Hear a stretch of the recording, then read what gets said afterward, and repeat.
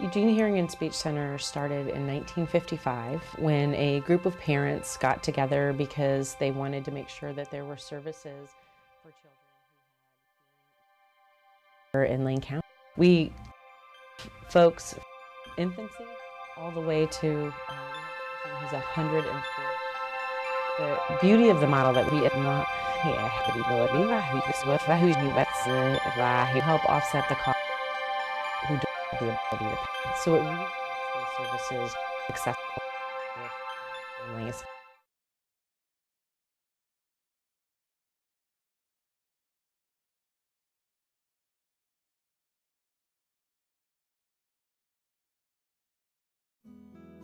Eugene Hearing and Speech Center started in 1955 when a group of parents got together because they wanted to make sure that there were services for children who had hearing and speech issues here in Lane County. We serve folks from infancy all the way to, we have a patient who's 104 years old. The beauty of the model that we have is that we do have folks, if you have the ability to pay, that you help offset the cost for those who don't have the ability to pay. So it really makes those services accessible and available for all families. Our vision for the center is to be the premier hearing and speech center south of Portland. Our mission of the work that we do here is to provide the best quality treatment, evaluation, advocacy, and access to speech and hearing services regardless of anybody's ability to pay.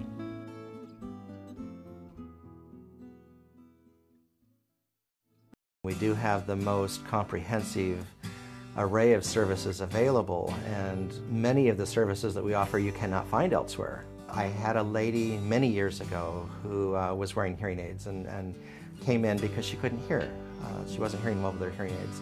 And through the testing, we determined that she had otosclerosis and sent her to an ear, nose, and throat surgeon who was able to restore her hearing through surgery. She was just ecstatic. She was so happy that she had come to a place who could help her find the medical cause of her hearing loss and not just give her hearing aids.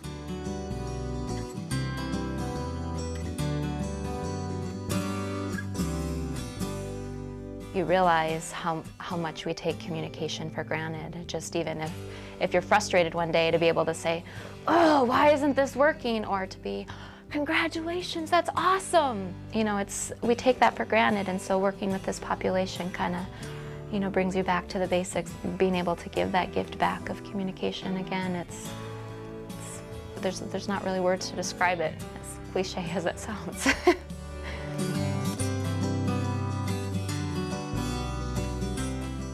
We have a spectacular staff. I think probably the most best trained, the most knowledgeable, top-notch clinicians of their kind anywhere in the area. Although we are a nonprofit, we have a very highly trained staff, well-educated, well-dedicated, highly motivated to do our jobs. You have a team here who cares beyond anything. I mean, it's not just the hours on the clock. It's, you know, so many of our staff members are here before they're supposed to be and working well past what their ending hour is, or sending emails to doctors or emails to parents or follow up with teachers. And the commitment is unlike any other team that I've ever worked on. I first got involved with the center when I was 4 years old. I'm 42 years old now, so I've been involved a long time. And at that time, I had been diagnosed with the hearing loss, and the center diagnosed it as a 90% hearing loss. And so two things happened, is that I needed to be fitted with hearing aids at that time, and for a 4-year-old, to get my hearing back and to be able to function in society. And the other important event that occurred was I needed to have speech therapy to catch up in my speech language skills. A couple of years later, when I was about 6 or 7, the hearing aids got better, so my hearing got better. And I remember sitting in the audiologist's room, and the audiologist fitted me with hearing aids, and she said, "Michael, can you hear this?" And she crinkled a piece of paper. That was the first time in my life I'd ever heard a piece of paper. 6th grade, you know, I was actually pretty academically inclined, and I have always been, but I had a teacher in math who didn't speak very good English. I couldn't understand her, and so I was actually moved to a lower math class because I could hear the teacher better. My involvement now is in two places. One is a patient, and it's amazing. The technology and the hearing aids they have today is phenomenal. I continue to purchase my hearing aids from the center, and I am also on the board of directors of the center. And I'm a treasurer now, and just trying to help the center do the best it can to help kids and families.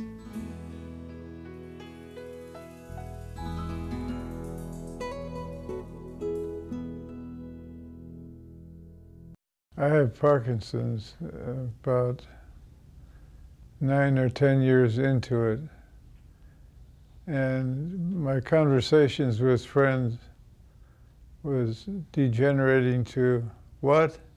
What did you say? And I realized my voice was slipping down below a threshold, so people weren't hearing me. The training makes me very much aware of what I'm doing with my voice. And I know if I want to change it, I can. I'm in a situation where I don't have to accept what's happening, I can change it. I'm particularly interested in writing poetry about war because I was a combat soldier. And I'd like to explain to people what it's like to be in combat.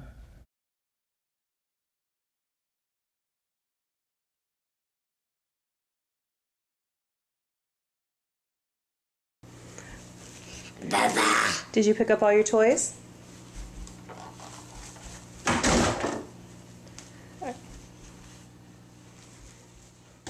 Good. Hi, Owen.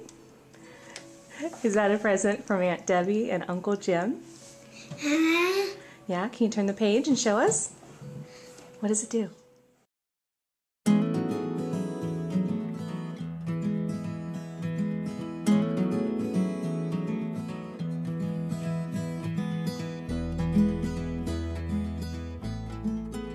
The neural pathways from his ears to his brain were fine, but the ones from his brain to his mouth were not all connected. He understands everything that's going on, he just can't express himself the way he'd like to.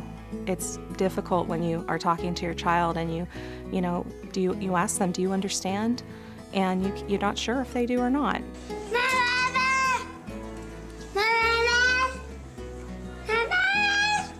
I know he needs many more years of speech therapy to get where he needs to be, but I think he would be very delayed developmentally in all ways had we not been able to identify this problem and help him overcome it.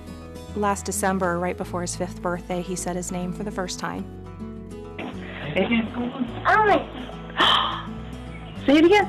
Owen. It was right after his bath. We were standing in his room and he just said his own name, and we were shocked. Put your teeth together and make your smile. And then blow air out. Oh, and you did it! Good job! That was so good!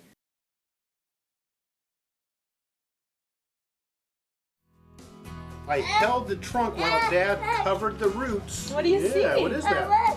What is that? What are those? Oh, there's many of them. Yeah. And I What are they, David? I think I know it. Worms, you're right.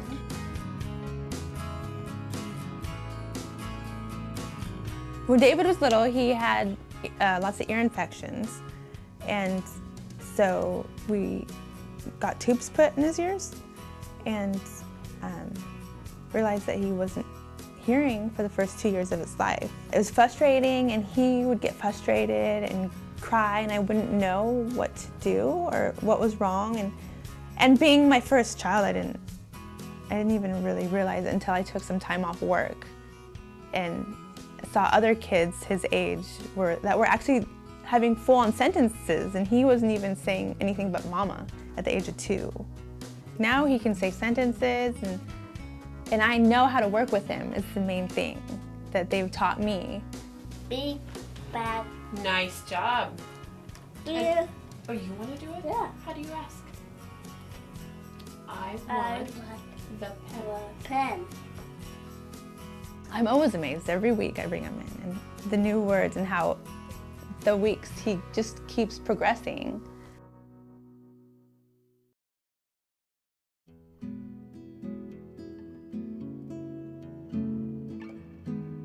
Part of what the center brings is joy to everyone's life. And when you don't have the ability to communicate, you cannot participate in life. You cannot, and I can't stress how important that is to be able to communicate with others. And others may assume you're not thinking or you're not involved. No, you want to be involved and you are thinking and you have ideas to share and you need to be able to express that in some way. And so the center, the value that they bring to their patients cannot be measured in dollars or cents. Every day I talk with people who they feel ostracized or left out. They become a recluse because they don't know what people are saying to them. And it just makes your heart ache to see these people. Oftentimes they'll break down crying because they're just so lonely. Most people have had someone in their life that's had a stroke. You know, Parkinson's is becoming more common, and oh, my neighbor has Parkinson's, or, you know, yeah, the little neighbor boy, I can't understand him at all. I mean, think of how those lives are affected. If I didn't get the help that I did, David would not be excelling like he is now, and I wouldn't know how to help him. And I think that he would have been labeled as something that he's not, because he's smart, but he just cannot express what he needs. I believe that every child deserves a voice, and if there's anything that we can do to help them through speech therapy, do it. I know that in the community there are so many people suffering right now. Loss of jobs, loss of income, and I know that there are people there that would come to use the center, but if they have to pay for it, they cannot. As we're watching the budget cuts that are happening, all over the place, but especially in our school systems, we're providing services and helping fill some of those gaps for the school districts. Really ask yourself, what would my life be like if my voice was taken away? If my ability to hear my granddaughter cry, to be able to hear my wife say I love you, or my husband to say I love you, or to hear your daughter's graduation speech. If that was taken away from you, how would your life be different?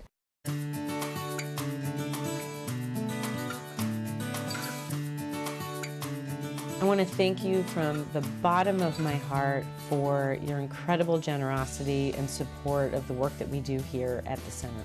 It means the world to our team to know that we have your support and your commitment to make sure that these services are available in our community.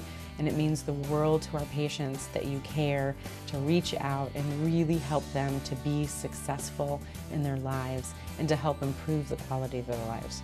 So thank you from myself, and thank you from all of our team here at Eugene Hearing and Speech for making this possible for us to have this kind of impact here in our community. I just want to say thank you very much for what you provided at the center. Thank you from the bottom of my heart. I can't speak enough for what your contribution has done or will do to help the children and the elderly of this community. Thank you very much. Thank you so much. Thank you. Thank you.